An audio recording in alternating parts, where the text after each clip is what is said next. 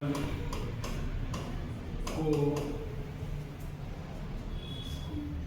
नीचे चबा जोर से, इसकी जरूरत नहीं है। स्कूल बोले तो क्या हो जाएगा? स्कैंडियम। क्या हो जाएगा? स्कैंडियम, है ना। ये कौन सी है? 3D श्रेणी याद करने की ट्रिक। कौन सी है? 3D श्रेणी। स्कूल टीचर वाले क्रोध में फल को नीचे चबा जोर से, है ना। तो ये जोर से का कोई मतलब नहीं है। स्कूल बोले तो SC बोले तो स्कैंडियम, टीचर बोले TI बोले तो क्या होता है? टाइटेनियम। क्या होता है? टाइटेनियम। वाले बोले तो V बोले तो क्या होता है? वेनेडियम। और क्रोध बोले तो CR बोले तो क्रोमियम। क्या होता है? क्रोमियम, है ना। में बोले तो क्या होता है? Mn बोले तो मैग्नीज, है ना। और फल बोले तो Fe बोले तो फेरस बोले तो आयरन या फेरम, है ना। फिर को बोले तो CO बोले तो कोबाल्ट। क्या होगा? कोबाल्ट। नीचे बोले तो Ni बोले तो क्या हो जाएगी? निकेल। क्या हो जाएगी? निकेल। चबा बोले तो Cu बोले तो क्या हो जाएगा? कॉपर। क्या हो जाएगा? कॉपर या तांबा। इसको क्या कहते हो? तांबा भी कहते हो आप, है ना। और जोर बोले तो क्या हो जाएगा? Zn बोले तो जिंक।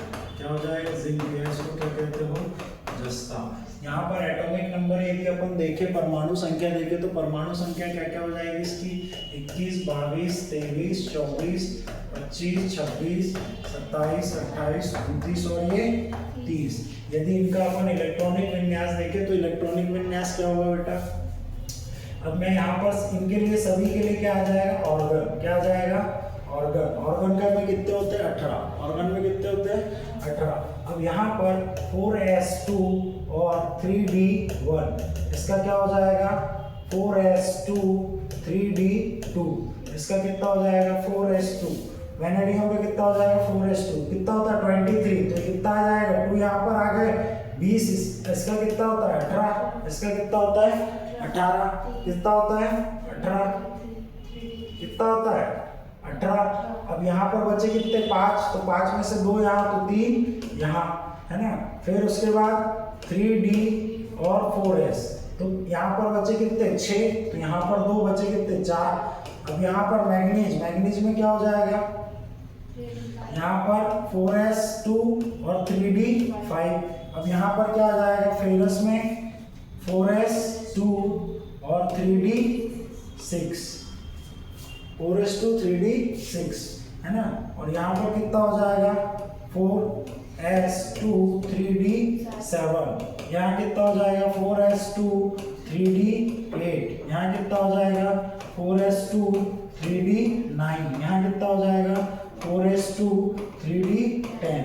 बट इनमें मैंने 2 को आपको बताया नहीं, पहले 2 को आपको बताया नहीं। इनका अपन ने क्या लिखा है यहाँ पर? गलत, है ना। क्यों? क्योंकि ये थोड़े से कैसे हैं? अपवादजनक। कैसे हैं? अपवादजनक। कैसे हैं? अपवादजनक, है ना। यहाँ पर 3d5 और 4s1 और यहाँ पर 3d10 और 4s1, ये 2 आपके थोड़े से कैसे हैं? अलग, है ना। दिख रहा है? नहीं दिख रहा? 5, 1 और यहाँ पर कितना है? 10 और ये 1, है ना। मतलब S में 2 इलेक्ट्रॉन ना भराकर D इसमें कितने भरा रहे हैं? 10। यहाँ पर S में 1 ना बनाकर कितने बना रहे हैं? D में 5। कितने बना रहे हैं? 5। क्योंकि यहाँ पर कहानी क्या है कि मैंने आपको बताया था कि बेटा जब भी किसी ऑर्बिटल में, D ऑर्बिटल में, मैंने कहा कि यहाँ पर कितने इलेक्ट्रॉन हैं? 5। कितने हैं? 5। तो ये कैसा होगा? अर्धपूर्ण। कैसा है बेटा? अर्धपूर्ण। और यहाँ पर मैंने कहा कि यदि इसमें टोटल कितने इलेक्ट्रॉन है बेटा, 1 2 3 4 5 6 7 8 9 और ये 10, तो ये कैसा है, पूर्ण है। कैसा है, पूर्ण भरा हुआ है। तो ये दोनों ही प्रकार का जब इलेक्ट्रॉनिक विन्यास देखोगे तो ये कैसा होता है, स्थायी। कैसा होता है, स्थायी। कैसा होता है, स्थायी। आई क्या बात समझ में, क्लियर। तो यहाँ पर अपन ने ट्रिक याद कर ली, क्या है, अब आज के बाद भूलना नहीं है। स्कूल टीचर वाले क्रोध में फल को नीचे चबा जोर से।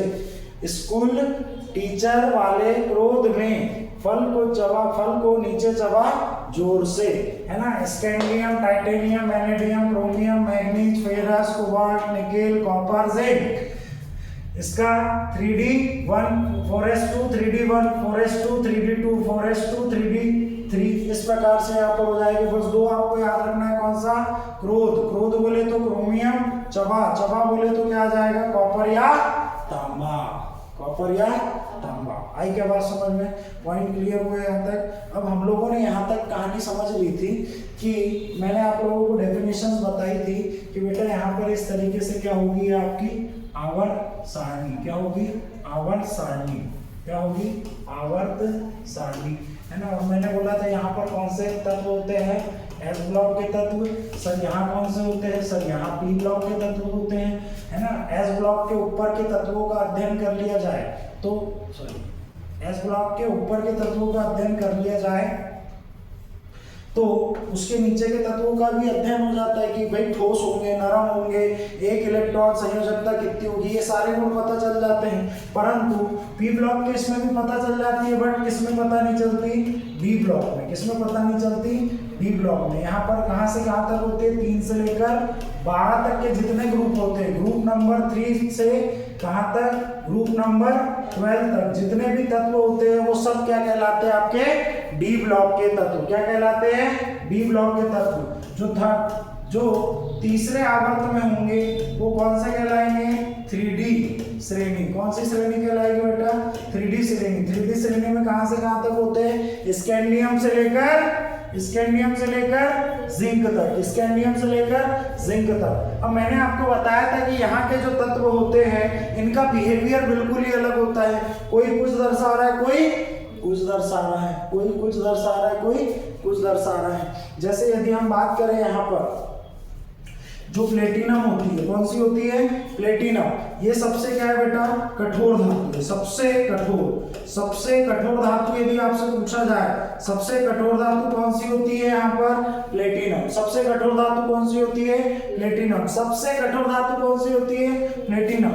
और वहीं पर यदि हम यहाँ पर देखें कैडमियम, कौन सी होगी, कैडमियम। कौन सी होगी बेटा, कैडमियम। तो ये कैडमियम जो होती है वो कैसी होती है, नरम धातु होती है। कैसी होती है, नरम धातु। कैसी धातु होती है बेटा, नरम, है ना। आप इसको नाखून से भी कुरेद सकते हो, इतनी नरम होती है। कैसे, नाखून से, है ना। यदि हम यहाँ पर देखें टंगस्टन, तो टंगस्टन का जो गलनांक होता है बेटा, गलनांक कितना होता है, 3500 डिग्री सेल्सियस। कितना होता है इसका गलनांक, 3500 डिग्री सेल्सियस। वहीं हम यदि मरकरी को देखें तो मरकरी का जो गलनांक होता है कितना होता है, 37.8 डिग्री सेल्सियस। कितना होता है, 37.8 डिग्री सेल्सियस। कितना होता है बेटा, 37.8 डिग्री सेल्सियस, है ना। तो यहाँ पर देखो इनके बिहेवियर में कितने चेंजेस देखने के लिए मिल रहे हैं। हम यदि क्रोमियम को देखें, यहाँ पर किसको देखें, क्रोमियम, तो क्रोमियम की एक संयोजकता दिखाने के बजाय ये कैसी संयोजकता दिखाता है, परिवर्ती संयोजकता। कहीं पर ये 2 संयोजकता दिखाएगा, कहीं पर 5, कहीं पर 6, कहीं पर 7, कहीं पर 4। इस प्रकार से इनकी संयोजकता भी कैसी है, अलग अलग। अब इसमें तत्वों के अंदर इतनी विभिन्नताएं होने के कारण इनको क्या कह दिया गया, संक्रमण तत्व। क्या कह दिया गया, संक्रमण तत्व। क्या कह दिया गया इनको बेटा, संक्रमण तत्व। क्या कह दिया इनको, संक्रमण तत्व। तो संक्रमण तत्व की परिभाषा क्या दोगे भैया, तो यहाँ पर एक परिभाषा तो ये है कि भाई जो डी ब्लॉक के तत्व है उनमें सभी तत्वों के जो गुण धर्म हैं वो कैसे हैं, अलग अलग है। इनके बहुत सारे गुणधर्मों में क्या देखने के लिए मिलती है, विभिन्नता देखने के लिए मिलती है, इसीलिए इनको क्या कहा गया, संक्रमण तत्व। दूसरा एक और रिजल्ट दे सकते हो कि एस ब्लॉक और पी ब्लॉक के मध्य स्थित होने के पश्चात यहाँ पर इनके तत्वों में बहुत सारी क्या पाई जाती है, विभिन्नता पाई जाती है, इसीलिए इसको क्या कह सकते हो आप, संक्रमण तत्व। क्या कह सकते हो, संक्रमण तत्व। दूसरी बात, इनको सर 3D श्रेणी ही क्यों कहा गया, 3D क्यों कहा गया, क्योंकि इनके आउटर मोस्ट सेल में यहाँ पर क्या है, कौन सा अक्षर आ रहा है, 3D। कौन सा आ रहा है, 3D। अब यहाँ पर याद रखना, मैं आपको एक चीज स्पष्ट कर रहा हूँ बेटा, ये क्या है, आपके संयोजी, क्या है, संयोजी कक्षा है। क्या है बेटा, संयोजी कक्षा है, संयोजी कोष। परंतु इसका यदि मैं बाहरी कोष पूछूं तो क्या होगा, बाहरी कोष पूछूं तो क्या होगा, जैसे सपोज दैट मैंने बोला यहाँ पर मैंने बना दिया क्या बेटा, सोडियम। क्या बना दिया, सोडियम। सोडियम का परमाणु संख्या कितना होता है, 11। कितना होता है, तो इसका क्या होगा सर, 1s2 होगा, 2s2 होगा, 2p6 होगा, और क्या आ जाएगा, 3s1।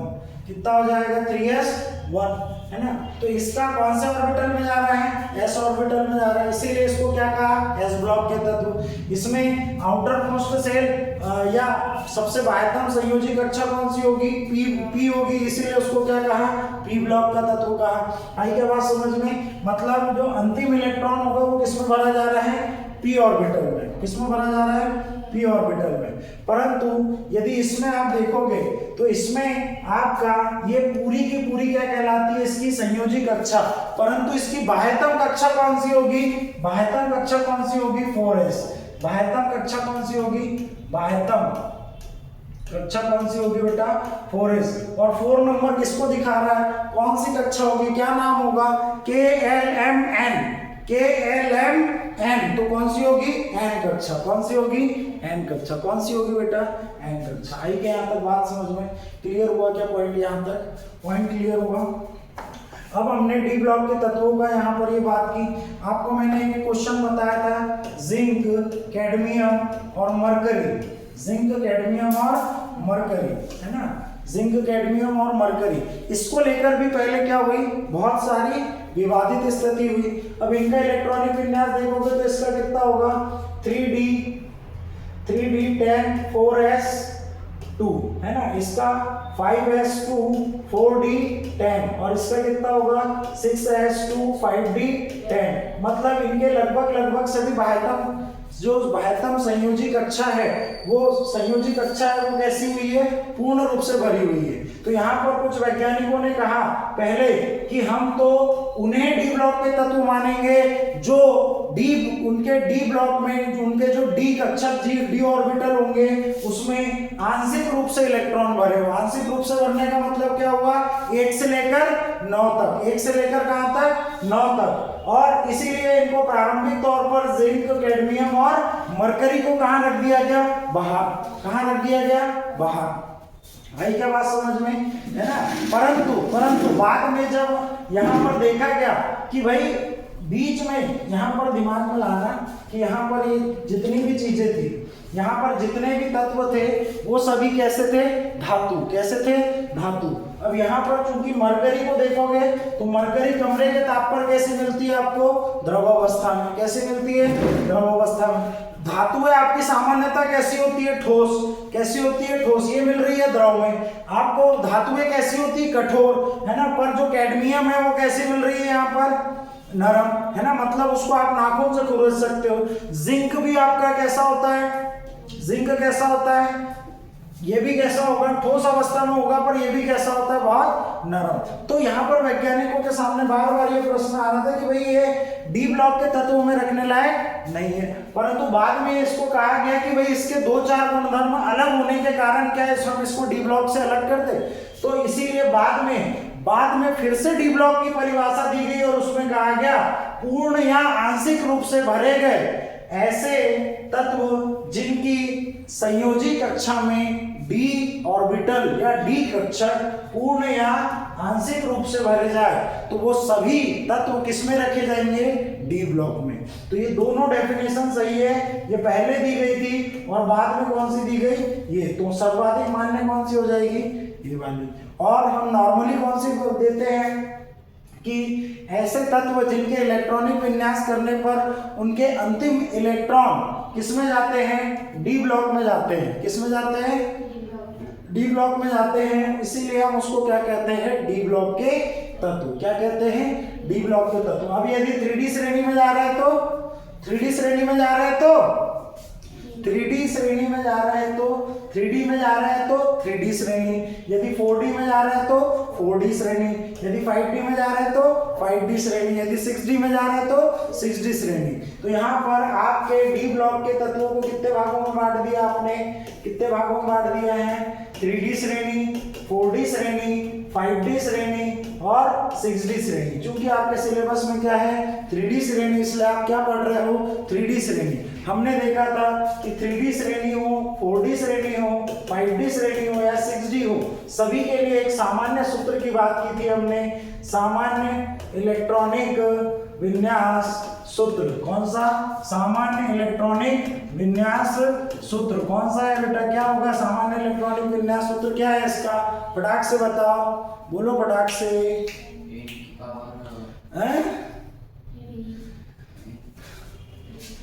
बताओ, मैं चेक कर रहा हूँ, है ना।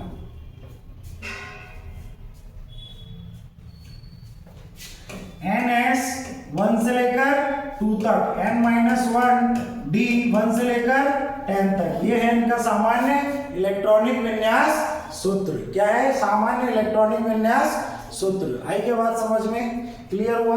यदि 3D की बात करोगे तो यहाँ पर सामने क्या लिखा जाएगा, ऑर्गन, और इसकी परमाणु संख्या कितनी होती है 18।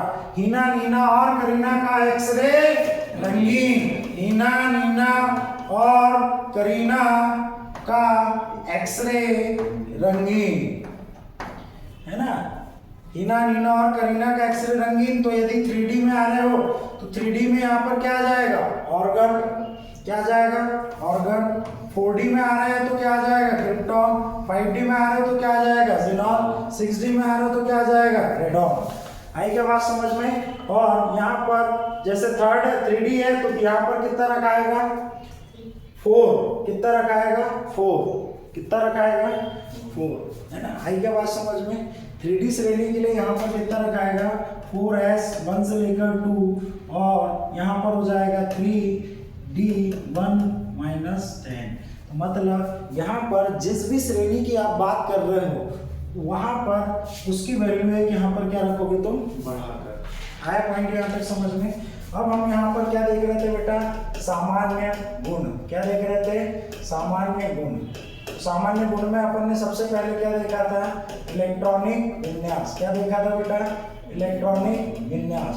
तो इलेक्ट्रॉनिक विन्यास में पीछे बता चुका हूँ, और फिर भी एक बार फटाक से बताओ तत्व कौन से होंगे बिना देखे, scandium, school teacher, school teacher वाले, क्या स्कूल टीचर वाले, स्कूल टीचर वाले, स्कूल टीचर वाले, बस भूल गए। स्कूल टीचर वाले क्रोध में है भैया, किसमें है, क्रोध में। और फल खा रहे हैं कैसे, फल नीचे, फल को नीचे चबाकर क्या कर रहे हैं, जोर से खा रहे हैं, है ना। फल को नीचे जोर से चबाकर खा रहे हैं। अब स्कैंडियम, इसका कितना होता है 21। मैंने आपको बता दिया क्या चलेगा बेटा, यहाँ ऑर्गन, ऑर्गन के बाद यहाँ 18 हो गए, और यहाँ पर क्या आ जाएगा, फटाक से बताओ, अरे 4S 2 3D 1। यहाँ पर इसका कितना हो जाएगा, टाइटेनियम का 22। क्या चलेगा, ऑर्गन कितना होगा 18, 4S 2 3D 2। फिर यहाँ पर वेनेडियम 23, ऑर्गन कितना आ जाएगा बेटा 18, 4S 2 3D 2, सॉरी 3, है ना। क्रोमियम, क्रोमियम का कितना होगा 24। यहाँ पर ऑर्गन कितना आ जाएगा 18, यहाँ 4S 1, सॉरी 4S 2। क्या छूट गया रे,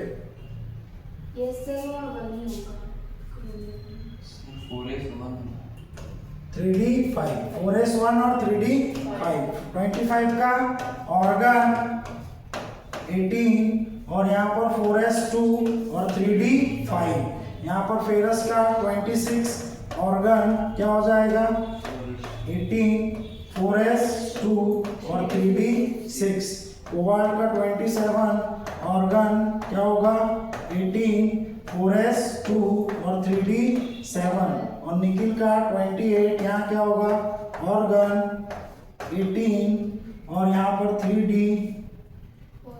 4s2 और 3D 8 और कॉपर का कितना होगा 29 और यहाँ पर हो जाएगा 4s2 3D कितना आ जाएगा 9 की 10 9 आता परंतु क्या हो जाएगा 10 और यहाँ क्या हो जाएगा 1 ऑर्गन का कितना हो जाएगा 18 जिंक का कितना होता है 30 यहाँ आ जाएगा ऑर्गन 18 4s2 और 3D 10 तो ये हो गया इनका इलेक्ट्रॉनिक विन्यास है ना।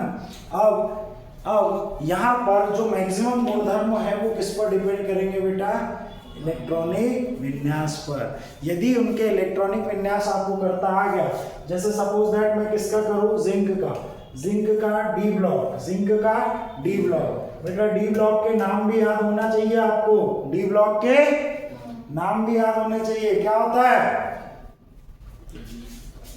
हरे Ram d x y d y z d z x d x square minus y square और d z square minus x square sorry y square minus z square.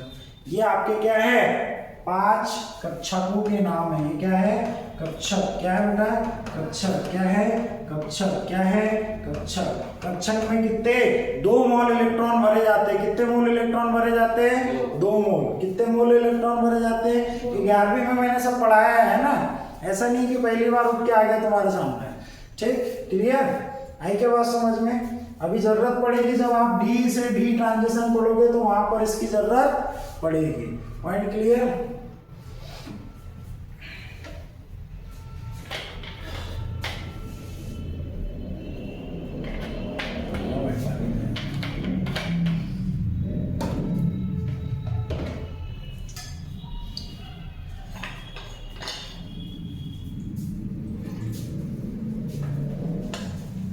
क्या था परमाणवीय कभी कभी ऐसा हो जाता है परमाणवीय त्रिज्या क्या होगा परमाणवीय त्रिज्या या इसको बोलते हैं क्या आयनन त्रिज्या है ना। तो परमाणु त्रिज्या क्या होती है आयनन त्रिज्या क्या होती है तो यहाँ पर समझना ये आपका क्या है बेटा परमाणु ये आपका क्या है नाभिक और नाभिक से इसके बाह्यतम कक्षा के बीच की दूरी क्या कहलाती है नाभिक से इसके बाह्यतम कक्षा या कोश के बीच की दूरी क्या कहलाती है त्रिज्या। कौन सी त्रिज्या परमाणुवीय त्रिज्या।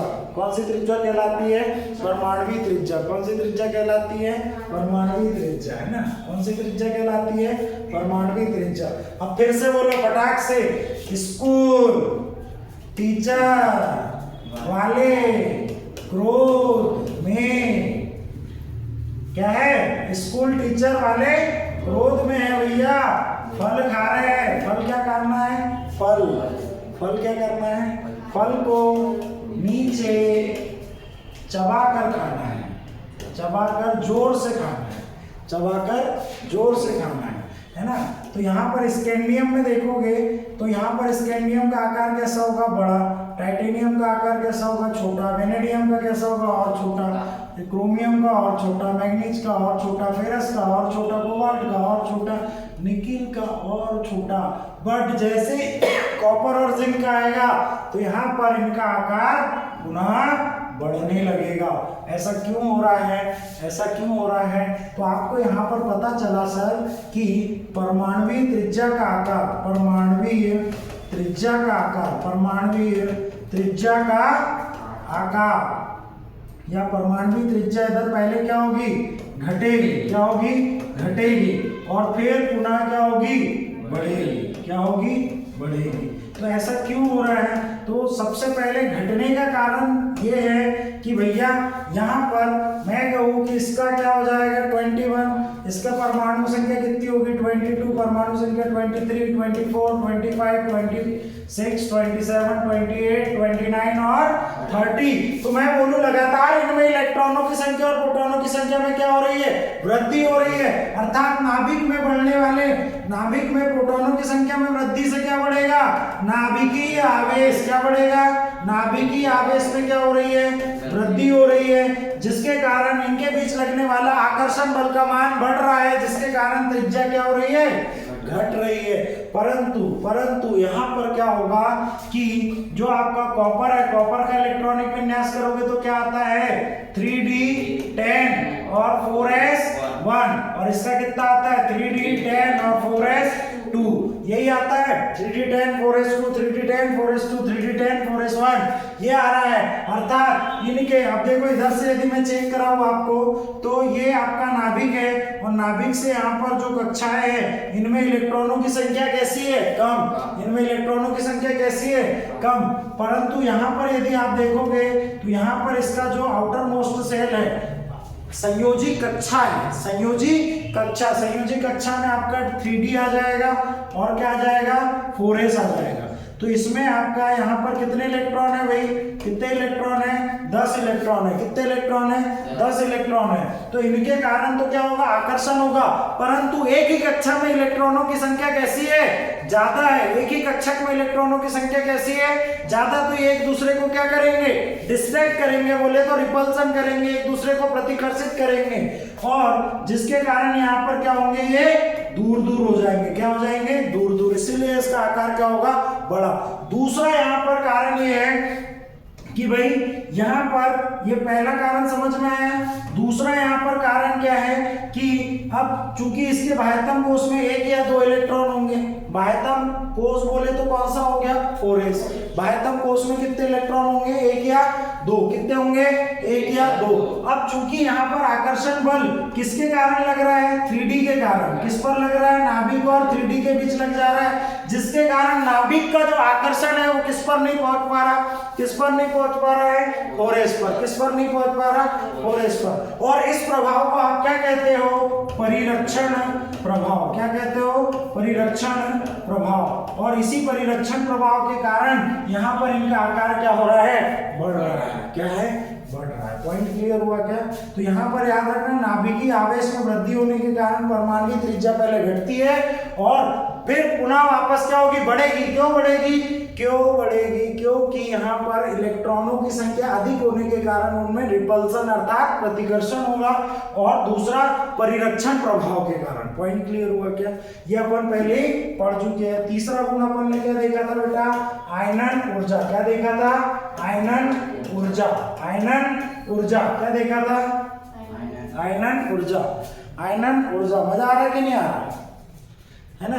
तीसरा अपन ने क्या देखा था, आयनन ऊर्जा। तो सबसे पहले तो हमको ये पता होना चाहिए आयनन ऊर्जा है क्या, क्या है आयनन ऊर्जा, क्या होती है आयनन ऊर्जा। तो आयनन ऊर्जा मैंने कहा बेटा ये क्या है आपका परमाणु, ये क्या है आपका नाभिक, नाभिक में क्या होते हैं प्रोटॉन और न्यूट्रॉन, और इसके चारों ओर अलग अलग ऊर्जा स्तर में क्या घूमते रहते हैं, इलेक्ट्रॉन, क्या घूमते रहते हैं, इलेक्ट्रॉन। मैंने बोला इसके बाह्यतम कोश में क्या प्रेजेंट है, इलेक्ट्रॉन। यहाँ से इलेक्ट्रॉन को निकालने के लिए, इलेक्ट्रॉन निकालने के लिए, इलेक्ट्रॉन निकालने के लिए मैं क्या दूंगा इसको, विकिरण, क्या दूंगा, विकिरण, क्या दूंगा, विकिरण, है ना। तो विकिरण में जितनी ऊर्जा विद्यमान होगी यहां से इलेक्ट्रॉन निकालने के लिए, उसी को हम क्या कहते हैं, आयनन ऊर्जा। किसी परमाणु के बाह्यतम कोश में उपस्थित इलेक्ट्रॉन को बाहर निकालने के लिए जितनी ऊर्जा की आवश्यकता होती है उसे उस परमाणु की या उस तत्व की क्या कहते हैं, आयनन ऊर्जा, क्या कहते हैं, आयनन ऊर्जा। आई क्या बात समझ में। तो मैंने कहा कि भाई यदि कोई स्टेबल होगा, यदि कोई क्या होगा बेटा, स्टेबल, स्टेबल कौन से होते हैं, जिसके या तो अर्ध कक्षक पूर्ण होते हैं, ये कैसा है अर्धपूर्ण, या तो कैसा होगा वो पूर्ण भरा होगा, कैसा भरा होगा, पूर्ण भरा होगा, कैसा भरा होगा, पूर्ण भरा होगा, कैसा भरा होगा, पूर्ण भरा होगा, कैसा भरा होगा, पूर्ण या अर्धपूर्ण। इन दोनों ही स्थिति में कैसा होगा, वो स्थायी होगा, कैसा होगा बच्चा, स्थायी होगा। और स्थायी होने के कारण अब यहाँ पर इलेक्ट्रॉन को निकालने के लिए हमको ज्यादा ऊर्जा देनी पड़ेगी, इसीलिए ऐसे आपके तत्व जिनका इलेक्ट्रॉनिक विन्यास कैसा होता है, स्थायी होता है, ऐसे विन्यास वाले तत्वों से इलेक्ट्रॉन बाहर निकालने के लिए क्या लगेगी, आपको अधिक आयनन ऊर्जा की आवश्यकता होगी। फॉर एग्जांपल आपसे एग्जाम में पूछ ले, जिंक, कैडमियम और मरकरी। कौन कौन सा? जिंक, कैडमियम और मरकरी, जिंक, कैडमियम और मरकरी, जिंक, कैडमियम और मरकरी को की आयनन ऊर्जा कैसी होती है? अत्यधिक होती है। आयनन ऊर्जा कैसी होती है?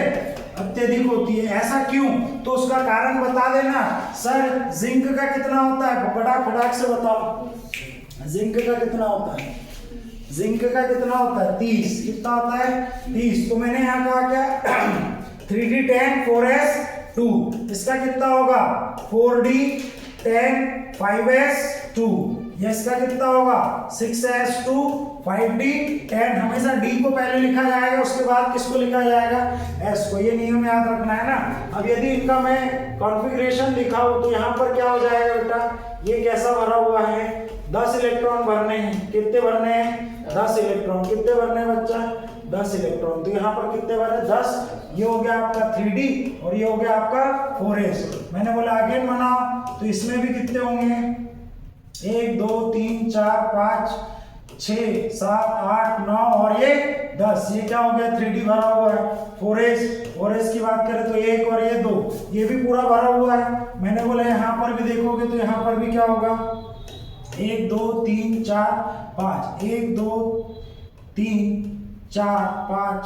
अब मैंने डायरेक्ट भर दिया ना, ऐसे भरना नहीं है, ऐसे भरना नहीं है। यहाँ तक बात समझ में आई क्या? तो इनमें देख रहे हो आप, इनके जो बाह्यतम संयोजी कक्षा है वो पूर्णतः क्या है? भरी हुई है। तो यहाँ से यदि इलेक्ट्रॉन निकालना है, सपोज दैट इलेक्ट्रॉन निकलेगा तो सबसे पहले कहाँ से निकलेगा? 4s से। कहाँ से निकलेगा? 4s से। 4s से 2 इलेक्ट्रॉन निकलेंगे, उसके बाद कहाँ से निकलेगा? 3d से। 3d से कौन सा निकलेगा? ये जो आपका पांचवा वाला कौन सा है? पांचवा डी कक्षक है। कौन सा है? पांचवें डी कक्षक का ये वाला इलेक्ट्रॉन निकलेगा। फिर कौन सा निकलेगा? ये वाला इलेक्ट्रॉन निकलेगा। जैसे भराए थे उसी क्रम में, विपरीत क्रम में क्या होंगे? इलेक्ट्रॉन निकलेंगे। आई क्या बात समझ में? तो इनको निकालने के लिए ऊर्जा की आवश्यकता कैसी होगी? अधिक, क्योंकि इनका बाह्यतम कोश कैसा है? पूर्ण। इसमें कोई भी अयुग्मित इलेक्ट्रॉन प्रेजेंट नहीं है, इसलिए इनकी आयनन ऊर्जा कैसी होगी? अधिक होगी। मैं आपसे पूछ रहा हूँ बेटा, मैं आपसे पूछ रहा हूँ, बताओ फटाक से, कॉपर की आयनन ऊर्जा अधिक होगी कि कम होगी? फटाक से बताओ।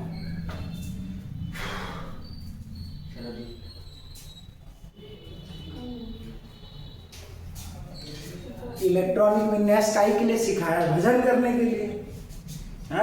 इलेक्ट्रॉनिक विन्यास क्या होगा इसका? 29 3d10 4s1 outer most shell में अयुग्मित इलेक्ट्रॉन है। तो पहला इलेक्ट्रॉन निकालने के लिए कोई बहुत ज्यादा एनर्जी की जरूरत नहीं पड़ेगी, मतलब आयनन ऊर्जा कम होगी। परंतु जब मैं डी कक्षक से निकालूंगा तो डी कक्षक में यहाँ पर कितने इलेक्ट्रॉन भरे हैं? कितने भरे? 10। तो ये कैसा है? पूर्ण है। मतलब इस अवस्था में यहाँ से इलेक्ट्रॉन निकालना टफ काम होगा। आई क्या बात समझ में? पॉइंट क्लियर हो गया यहाँ तक? अरे भाई क्लियर हुआ क्या? है ना। अब यहाँ पर बात कर रहे हैं हम चौथा गुण, रंगीन। कौन सा? रंगीन, है ना। मैंने बोला डी ब्लॉक के तत्व जितने भी प्रकार के यौगिक बनाएंगे उनमें रंग पाए जाते हैं। सब क्यों? क्या पाए जाते हैं? रंगीन होते हैं, है ना।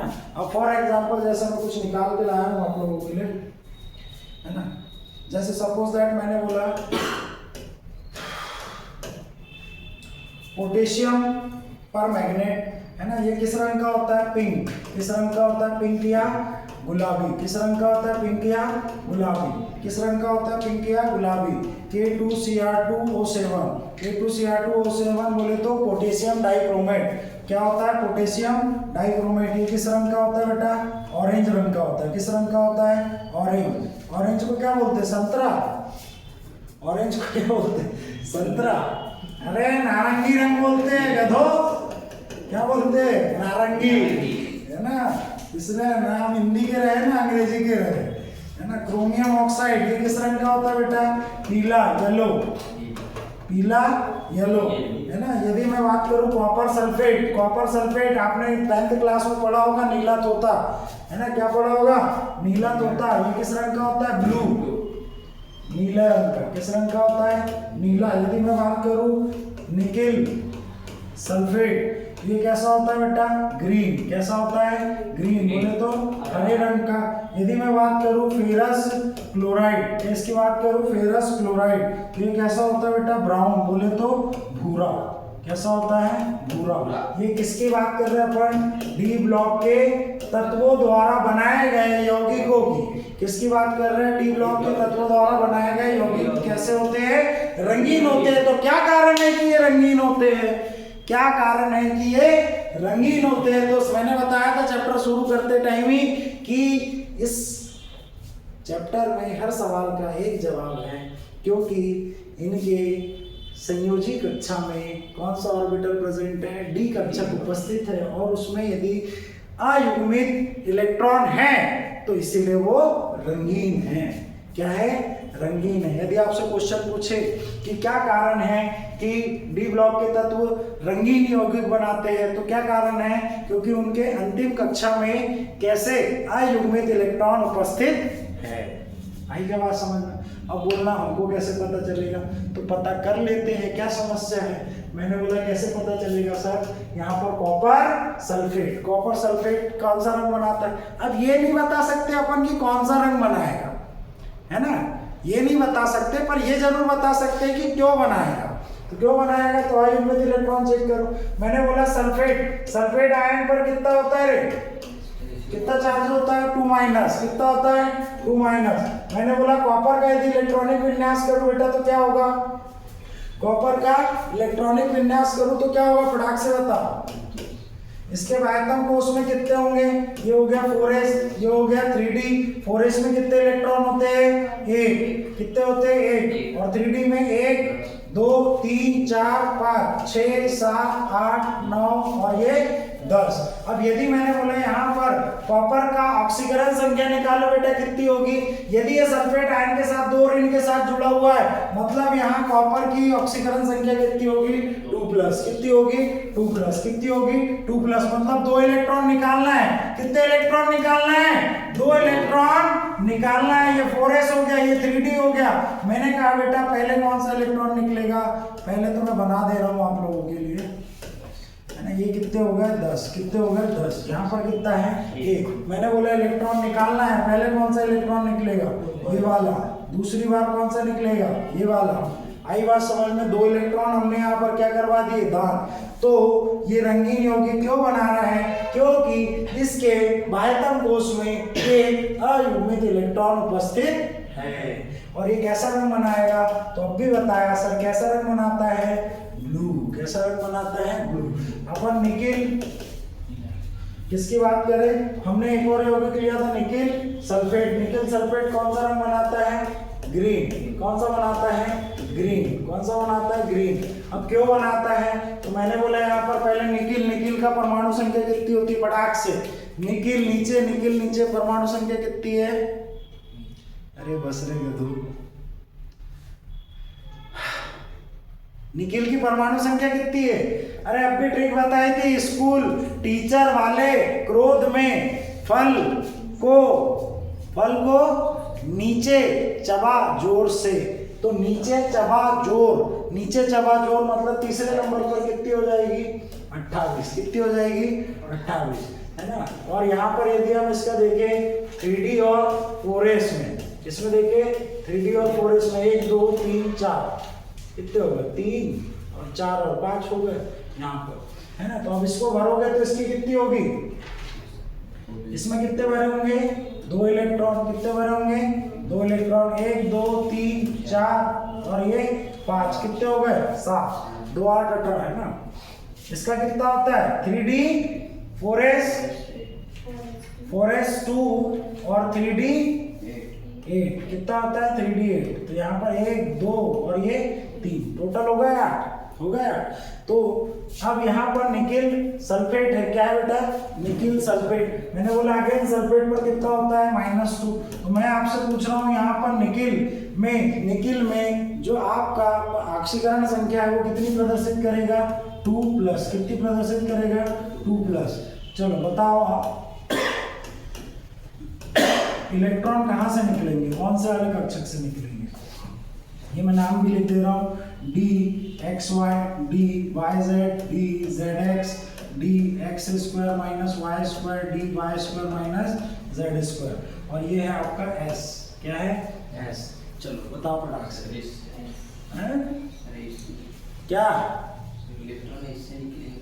पहले एस से निकलेगा। चलो एस से निकल गया, एस से कितने इलेक्ट्रॉन निकलेंगे? एस से कितने इलेक्ट्रॉन निकलेंगे? 2। तो यहाँ खाली हो जाएगा, इधर कितने बचेंगे? अभी भी 8। कितने हो गए? 8। अब इसमें भी कितने अयुग्मित इलेक्ट्रॉन उपस्थित है? 2। कितने अयुग्मित इलेक्ट्रॉन उपस्थित है?